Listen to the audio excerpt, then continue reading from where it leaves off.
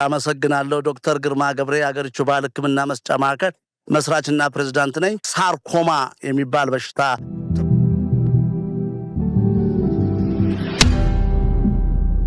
አገሪቱ ዘመኑን የዋጀ የባህል መድኃኒትና ሕክምና ማዕከል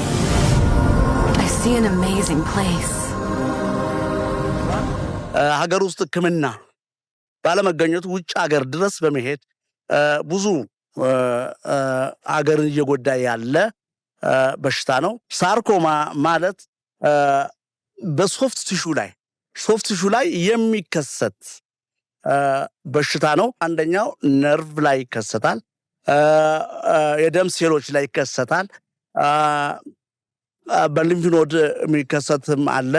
እንደገና ጡንቻዎቻችን ላይ ብዙ ከፍተኛ ስራ የሚሰሩት ላይ እየተከሰተ ብዙ ምልክት የማያሳይ ህብረተሰቡን እየጨረሰ ያለ በሽታ ስለሆነ ያ በሽታ ላይ ብዙዎቹ ህብረተሰብ ውጭ ሀገር ነው የሚሄዱት። ገንዘብ ያላቸው የሌላቸው እንደ ትንሽ በመተው ከፍተኛ ህመም እየተከሰተ ስር ለስር እያደገ ብዙ ህብረተሰባችን አምራቹን አጥንት እንዲሰበር እያደረገ በዳሌ ላይ ወይ ከቆዳ ውጭ ህመሞችን እየተከሰተ ስር ለስር እየበላ አቃጠል፣ ህመም መሰማት፣ ስቃይ መኖር፣ በነርቮቻችንን ጡንቻችንን መያዝ፣ የደም ስሮቻችንን ኮላፕስ ማድረግ፣ ሌጋመንት አካባቢ ላይ መከሰት፣ እንደዚያ እየተከሰተ ብዙ ህብረተሰብን መግደል፣ አጥንታችን አለመንሴ መሰበር፣ የተለያዩ እዛ ቦታ ላይ ቲሾች አለመጠን በማደግ ወደ ካንሰርነት እየተቀየሩ ህክምና ባለማግኘት ህክምናም ብዙ በአፍሪካ ሀገሮችም ሆነ በኢትዮጵያ የለም፣ ህንድ ውስጥ ነው ያለው። እነዛ ነገሮች እየቆዩ እንደ ቀልድ እያየ ነው ህብረተሰቡን እየጎዳ ያለና ገዳይ በሽታ ነው።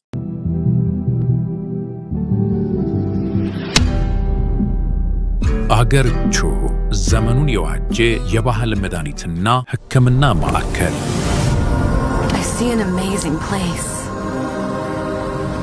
እንግዲህ ቃሉም ለብዙዎቻችሁ አዲስ ይሆናል አይደለም። ብዙዎቹን መጥተው እኛ ጋርም ካየን በኋላ ነው። ያደጉ ሀገሮች ላይም ህንድ ውስጥ በደንብ ይታወቃል። ህንድ ውስጥ ምን ያደጉ እነ ቻይና ሀገሮች ያውቁታል። አብዛኛ እንግዲህ እኛ ጋር ብዙ አልታወቀም፣ ግን ብዙዎችን እየገደለ ያለ ሳይታወቅ እየገደለ ያለ ካንሰር አይነት ነው። አገሪቱ እንግዲህ ለየት ያለ ነገር ነው ሁሉ ጊዜ የሚያመጣው።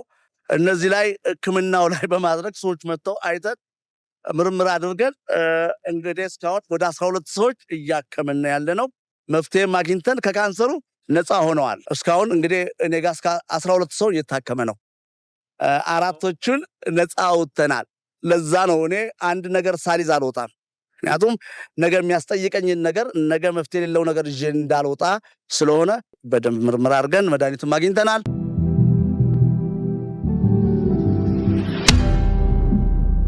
አገሪቱ ዘመኑን የዋጀ የባህል መድኃኒትና ሕክምና ማዕከል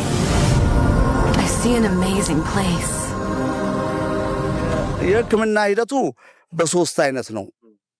አንደኛ በመቀባት ነው። ሁለተኛ በውስጥ እግር የሚደረግ ነው። ሶስተኛ እንደ ሻይ በመጠጣት። ምክንያቱም ያንን ካንሰር አሳዶ የሚገለው ካንሰሩ አያሳውቅም። ራሱን ሲገልጽ ድረስ በቆዳ በኩል መለብለብ፣ ማቃጠል ነው።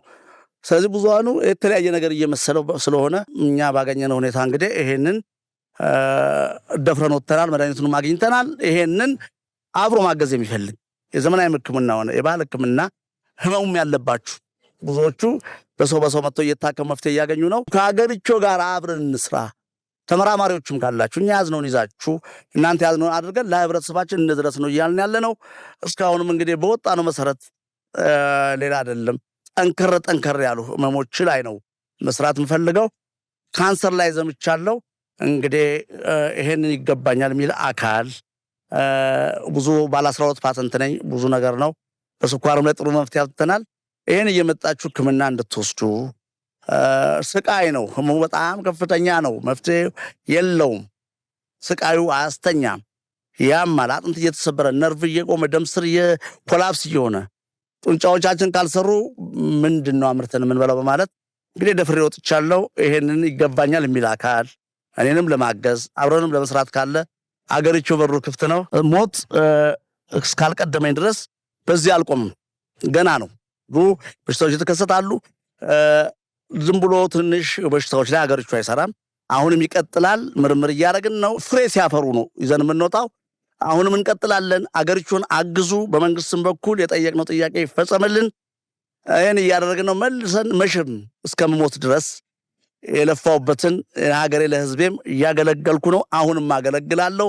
አገሪቱ ይቀጥላል። ማዳንን ይቀጥላል። አገሪቱ የምታግዙ በመንግስትም በኩል ያላችሁ በህብረተሰብ ባለሀብትም ይሆናችሁ አብረን እንስራ። ፓተንት ድነኝ 12 ፓተንት አለኝ። በስኳር በሙሉ ሆኗል። አብራችሁ ቅረቡና የመንግስት ባለስልጣኖችም ባለሀብቶችም ለህዝባችን እንድረስ። እኔ እያልኩ ያለሁት እኔ መቼም በአቅሜ መቼም አላርፍ እስከምሞት ድረስ። ብሞት እንኳን ልጆችን አፍርቻለሁ። ከኔ በላይ የሆኑ ልጆቼን አፍርቻለሁ። እንቀጥላለን። ኢትዮጵያ ለዘላለም ትኖር።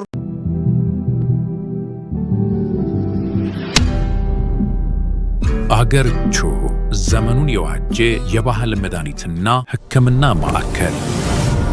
I see an amazing place. Feels like a dream. A place of many wonders and full of life. I open my eyes. Earth is our Pandora.